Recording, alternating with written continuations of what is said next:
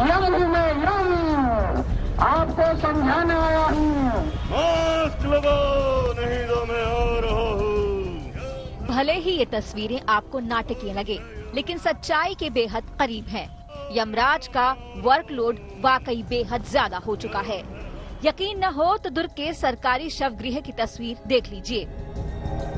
Corona इतनी तेजी से लोगों की जान ले रहा है कि लाशें रखने की जगह तक नहीं बची है। अलमारियों में, स्ट्रेचर पर, जमीन पर, हर जगह लाशें ही लाशें हैं। ये हालात इसलिए हैं क्योंकि शमशान घाट में भी अंतिम संस्कार के लिए लंबी कतार है। तब तक शवों को संभालना भी एक चुनौती बनता जा रहा है। अक्टूबर-नवंबर में जब संक्रमण के आंकड़े नीचे आने लगे थे, तब शायद ही किसी ने सोचा होगा कि कोरोना की दूसरी लहर इतनी खौफनाक हो सकती है। 31 मार्च को देश भर में 72,330 मरीज दर्ज हुए थे और कल 9 अप्रैल को ये आंकड़ा 1,45,384 रहा। यानी सिर्फ 10 दिनों में मरीजों का आंकड़ा दोगुना हो गया। पहली लहर में 16 सितंबर को अधिकतम आंकड़ा 97,894 पर दर्ज हुआ था, जबकि अभी के दौर में अधिकतम आंकड़ा रोजाना बढ़ रहा है। 9 अप्रैल को अधिकतम 1,45,384 मरीज दर्ज हुए। 2020 में संक्रमण को 20,000 से अधिकतम 97,894 तक पहुंचने में 76 दिन लगे थे, जबकि इस साल संक्रमण 20,000 से 1 लाख पार करने में महज 25 दिन लगे। डिस्टर्बिंग बात है कि पिछले 3 हफ्ते के अंदर 6 गुना ज्यादा बढ़ गए हैं। और अगर हम पिछले महीने की बात करें तो पिछले महीने 8 मार्च को जो आंकड़ा था वो बहुत कम था, 15,000 का था। अब समझो 1,31,000 का हो गया, 9 गुना आंकड़ा बढ़ गया 1 महीने में। देश में 12 ऐसे राज्य हैं जहां कोरोना के मामले बेहद तेजी से बढ़ रहे हैं। ये हैं महाराष्ट्र, छत्तीसगढ़, पंजाब, कर्नाटक, गुजरात, मध्य प्रदेश, दिल्ली, तमिलनाडु, हरियाणा, राजस्थान, उत्तर प्रदेश और केरल।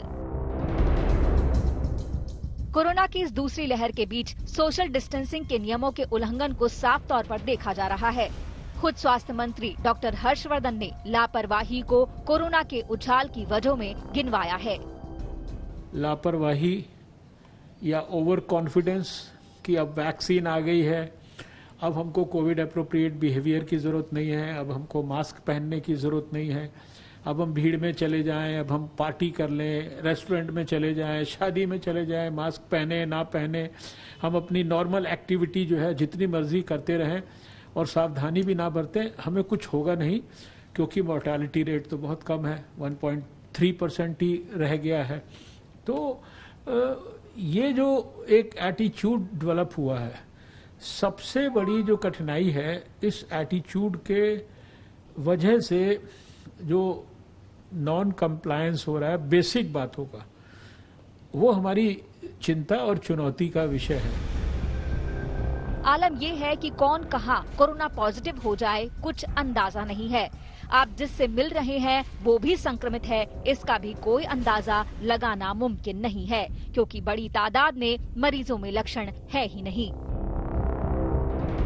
मेल मुलाकात के ऐसे ही एक हाई प्रोफाइल मामले में उत्तर प्रदेश में हड़कंप मचा दिया है। आंध्र प्रदेश से साइकिल यात्रा पर निकले स्कूली बच्चों और उनके कोच की टोली के 24 लोगों में से 20 लोग नैनीताल में कोरोना पीड़ित पाए गए हैं।